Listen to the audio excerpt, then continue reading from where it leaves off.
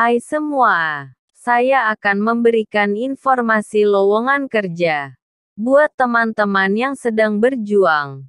Tetap selalu berdoa, semangat berusaha dan jangan putus asa.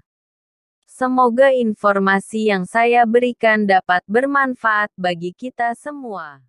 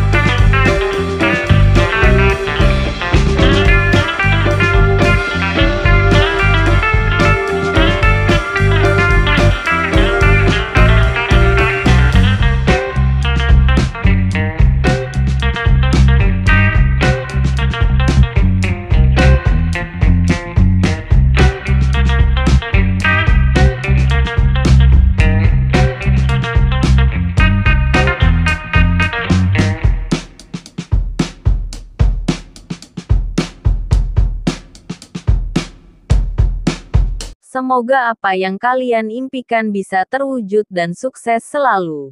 Terima kasih. Salam sukses.